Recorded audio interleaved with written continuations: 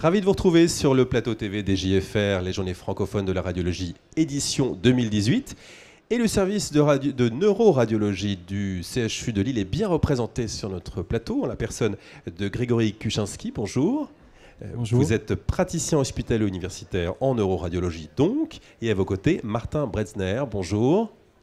Vous êtes interne en neuroradiologie dans ce même CHU de Lille. Alors avec vous, on va faire un petit focus sur la formation des futurs neuroradiologues dans la prise en charge de l'AVC. On va commencer avec vous, Grégory. Parlez-nous du projet formation par simulation que vous allez développer. Oui, tout à fait. Alors les pratiques médicales ont beaucoup évolué ces dernières années avec la technologie et les pratiques pédagogiques ont évolué également. Donc la philosophie des études médicales pendant longtemps a été d'apprendre la médecine au lit du patient, avec des aléas pour le patient. Et désormais, il y a un gros focus qui est fait, en tout cas au CHU de Lille et de manière générale en France, sur la formation par la simulation. C'est-à-dire que maintenant, on n'apprend pas sur le malade, on fait sa première expérience sur des mannequins, sur des données simulées. Et ça permet d'avoir une courbe d'apprentissage sans effet néfaste pour le patient. Et une approche très pluridisciplinaire, c'est très dans l'air du temps. Tout à fait. Donc nous, on a, pour la prise en charge de l'AVC, essayer de mettre en place une formation effectivement très pluridisciplinaire avec des neurologues, des radiologues, mais également des professions paramédicales, infirmiers et manipulateurs radio. Martin, j'ai une question à 1 million d'euros pour vous. Comment former assez de gens pour traiter les patients atteints d'AVC ? Le problème avec deux solutions, soit on continue à faire comme on l'a toujours fait, c'est-à-dire former des ultra spécialistes, des neuroradiologues interventionnels, donc c'est quelque chose de longue haleine, il faut former les gens pendant très longtemps. Soit on peut s'appuyer sur les collègues qui ont déjà une expérience endovasculaire déjà avancée, donc nos collègues radiologues interventionnels vasculaires périphériques. Et donc c'est plutôt sur cet axe-là qu'on essaie de pousser la formation à Lille, et en proposant des plans de formation pour les internes qui sont déjà un peu initiés à la radiologie interventionnelle périphérique pour revenir se former en neuroradiologie interventionnelle.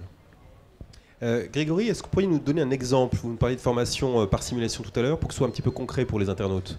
Oui, alors on utilise beaucoup le jeu de rôle. Donc comment ça se passe ? On a un mannequin qui va correspondre à un patient simulé. Et ensuite, chacun des apprenants, comme on les appelle, va avoir un scénario, un rôle en fait, qui est prédéfini avec des clés de rôle à jouer. Et donc le patient arrive dans une chambre d'hôpital simulée qui reproduit à l'identique les chambres qu'on a à l'hôpital au CHU de Lille. Il est accueilli par un acteur, un apprenant qui joue le rôle de l'urgentiste, qui va ensuite devoir examiner le patient, appeler le neurologue, lui-même appeler le radiologue simulé, le conduire en IRM. Les images arrivent, les images correspondant au cas du patient, et ensuite tous ensemble, ils doivent avoir une discussion pluridisciplinaire pour décider quelle va être la meilleure prise en charge pour ce patient simulé. Donc ça permet de se mettre vraiment dans les conditions du réel, d'avoir un peu la pression de la prise de décision en situation d'urgence, sans toutefois avoir d'effet néfaste sur le patient. Martin, à partir de quand décide-t-on que la personne est formée ? Jusqu'où on va ? Alors pour le moment, je n'ai pas vraiment de réponse à cette question, formelle en tout cas. De manière informelle, on fait comme pour toutes les procédures, c'est-à-dire que vous êtes évalué au quotidien en compagnonnage avec votre chef qui regarde comment vous travaillez et lui décide pour le moment si vous pouvez intégrer ou pas l'astreinte.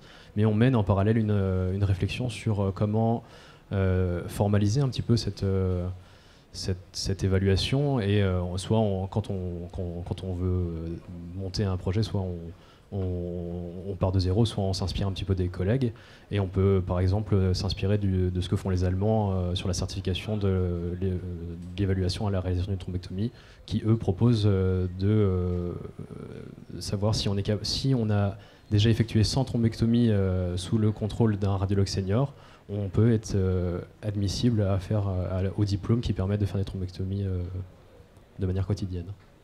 Vous, Grégory, vous avez suivi on peut dire que votre formation, c'est une pédagogie innovante ?